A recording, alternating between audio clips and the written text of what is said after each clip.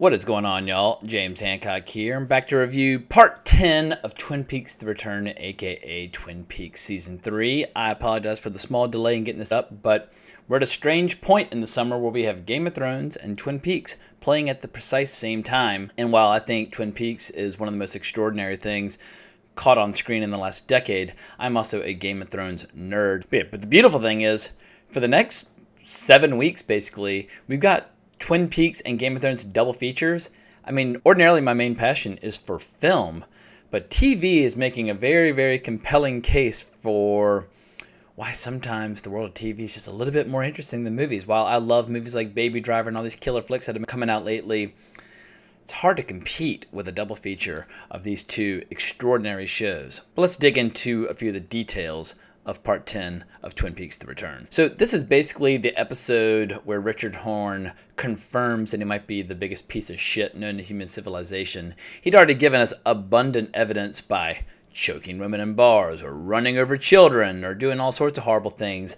But in this one, we see him essentially beat a woman to death, as well as assaulting his grandmother and doing all sorts of lovely, attractive things. So if at some point something truly monstrous were to happen to him, I feel like whatever atrocity is coming his way, he's earned it. But we see him essentially in damage control mode, trying to figure out who knows about the child that he ran over. And this woman who he's assaulting in her mobile home at the beginning, she has mailed a letter to Sheriff Truman essentially stating that he is responsible and that if anything happens to her, Richard Horne is also responsible. He very quickly gives Chad a call at the sheriff's department and lets him know this letter is coming and they needs to intercept it. But easily my favorite part of this episode was seeing the great Harry Dean Stanton just chilling, playing his guitar, playing Red River Valley. Harry Dean Stanton's been showing off his guitar skills for decades, and one of the earliest versions I can think of is in the movie Cool Hand Luke, which is from the late 60s. And he has this brilliant scene as the camera just slowly but surely pushes in on him as he just sings his heart out. That movie was 50 years ago, and here he is showing he's still got it. When it comes to the Hall of Fame of all-time great character actors and supporting players, most film freaks that I know would be more than likely to include Harry Dean Stanton on that distinguished list. But he hears this chaos and confusion taking place in the home next to him, and it turns out it is the lovely Becky, played by Amanda Seyfried, an actress I'm particularly obsessed with, and she's just being shrieked at and abused by her piece of shit husband, Stephen Burnett. I think he's her husband. In any case, he's screaming and ranting and raving. He's clearly all fucked up on whatever drug that he's into. It's a very, very nasty situation. We don't get a lot of it. I'm hoping we'll see more of what's going on behind the scenes with those two characters, but so far we haven't had a lot of information on that front. All I know is that this guy is hooked on some nasty stuff and acts like a complete madman, and Becky's probably putting up with too much of it, when really she should just be giving him the old heave-ho. So this episode treats us to a lot of what David Lynch is particularly good at. Some of the scenes that I loved most in Mulholland Drive were with these mysterious executives who are trying to run the casting process on this movie. And they're really eccentric, and they're really demanding, and they're really terrifying, and they have all these bizarre, mysterious mannerisms and clandestine offices, but there's also a lot of coiled menace about them. And in the case of this episode, we get a lot more information about the Mitchum brothers, one of whom is played by Jim Belushi. But when we first see them in this episode, we see Jim Belushi's brother just hanging out, reading some sort of casino report, and there's a cocktail waitress who's trying to kill a fly, and she's swatting at it with a handkerchief, and finally when she gets a chance to hit it, she basically jacks the shit out of this dude's face, opens up his cheek, she shrieks in horror and terror because she realizes she has smacked the crap out of her boss. Very, very funny scene. But then we get another funny scene with Dougie at the doctor, and Dougie's doctor, as well as his wife Janey-E Jones, are blown away by the fact that Dougie all of a sudden is just lean and shredded, whereas he used to be kind of overweight and unhealthy, and they test his blood pressure and he's kind of flexing and popping his veins. And Janey-E Jones is completely caught off guard by how aroused she is by her dear husband Dougie, who as always seems totally oblivious to his surroundings, but at the same time also very wise.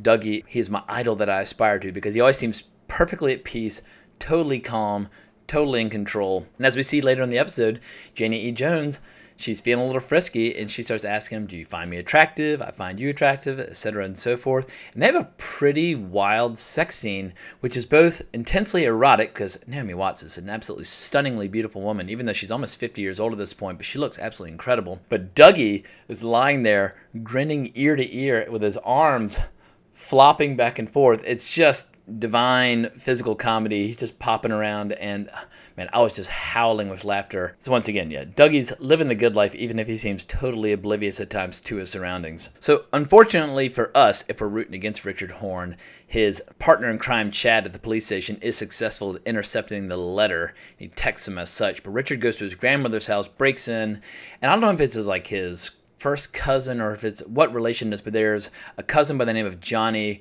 who's like almost in a straitjacket. His hands are bound and his legs are tied to the chair, and he's looking at this electronic teddy bear with like a glass ball for head, and it just keeps talking to him on repeat, saying, "Hello, Johnny, how are you today?" But Richard attacks his grandmother, strangles her, gets a combination to her safe, steals her jewels, steals her cash. I mean, this guy's just an absolute monster. I kept hoping that Johnny, who looks, I mean, he's got like teeth that are wired shut and bruises on his face. I don't quite know the background on Johnny, but I kept hoping he would kind of hulk out and rip out of the straitjacket and just like pop Richard's head off his shoulders, but maybe we'll get a taste of that in the episodes to come. That's how I would have written the episode, but I'm not as creative and subtle as David Lynch. So back in Vegas, the plot thickens with the character of Anthony, played by Tom Sizemore. As we remember from a previous episode, Dougie basically pointed out that there was some shenanigans afoot with some of his insurance claims, and Anthony is asked by this mysterious figure, Duncan Todd, to go report to the Mitchum brothers and to tell them that Dougie Jones is responsible for identifying their burnt-down hotel as arson, and that is why their insurance claim for $30 million was rejected. This is not the truth, but the hope is that the Mitchum brothers will in turn kill Dougie Jones. And if Dougie Jones is not killed by the Mitchum brothers, it is made abundantly clear to Anthony that he will be responsible for making sure Dougie gets killed. We get a brief little distraction of Albert hanging out at a bar, drinking with the mortician, and we get this great moment where Tammy and Gordon Cole are just watching from a distance, and David Lynch just lights up with like the world's most lovable grin. He's just an absolutely adorable guy. I like to believe that gives us a little hint of what David Lynch is like when he's not filming, when he's just hanging out with his friends. We're just getting true, genuine joy out of seeing a friend of his getting along, having a potential romantic entanglement. It was just a very, very sweet little moment. But later we see Gordon Cole in his hotel room, and he's drawing this elaborate drawing with a Sharpie. It's really cool. He's drinking a glass of wine. He's just hanging out. There's a knock at the door, and when he goes to it, he gets this incredibly intense flashback of Laura Palmer's face. And as the image dissolves, we see that it's Albert standing in the doorway. I'm not entirely sure how to interpret that image that he sees, but Albert informs him that Tammy was able to trace the text that Diane received. This was a big plot twist in the previous episode, that Diane has been receiving messages from the evil Dale Cooper. But apparently the message was relayed through Mexico, and that she sent back an encrypted message essentially stating that they have Hastings, they're going to take him to the site.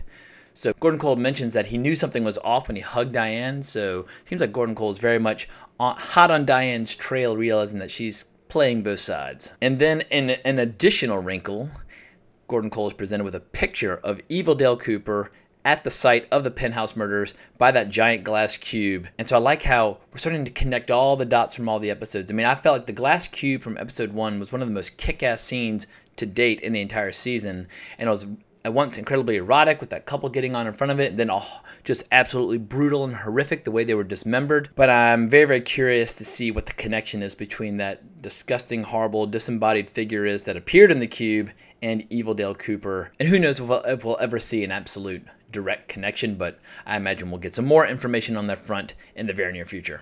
So in the last dramatic scene of the episode, the log lady gives Hawk a call. She's talking to Hawk about this electric humming, and she tells him that the Truman brothers are true men, and that Sheriff Truman is his brother and he can be trusted.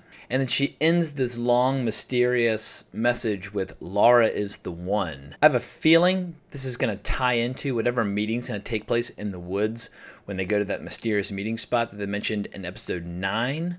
But as always, Twin Peaks has no shortage of riddles and ambiguous statements to excite our curiosities. But for now, Hawk's just one of my favorite characters, so more Hawk, please. He's always a welcome addition to any episode. But this episode felt like a really short episode. I didn't check the running time, so maybe it just felt short, but we cut to the roadhouse where we get this long, beautiful tune in Spanish, and because it was so early into the episode, I figured that song would end and that we would then go into one final scene, but they basically played the song in full, and then the credits rolled, and I was kind of like, huh. So I wouldn't say I was necessarily disappointed. I just was hoping for a little bit more this episode. After episode 8, my expectation for the show could not be higher, and so it's almost like it set this impossible bar that'll be very hard to meet. But I imagine Mark Frost and David Lynch have a few twists in store for us over the next 8 episodes. But yeah, it's really starting to feel like the plot is getting underway, all the loose threads are being woven together, and this real structure is emerging, and we really are getting a sense of what this season is all about.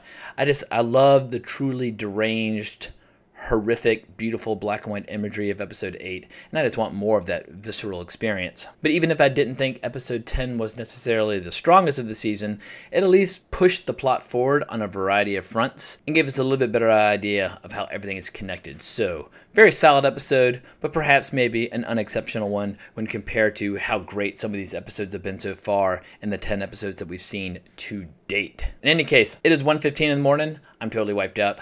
I'm going to crash. Hope you enjoyed my recap and review. If you want to talk more, give me a shout on Twitter or leave a comment in the comments below. As always, I intensely appreciate the support for this channel and all the people that have been watching my Twin Peaks reviews. We only have 8 episodes to go, and we're going to blink, and this sucker's going to be over, and then we're going to have this big giant hole in our lives that Twin Peaks used to fill, and we're all going to miss it when it's gone. Thank you so much for watching. Onwards and upwards.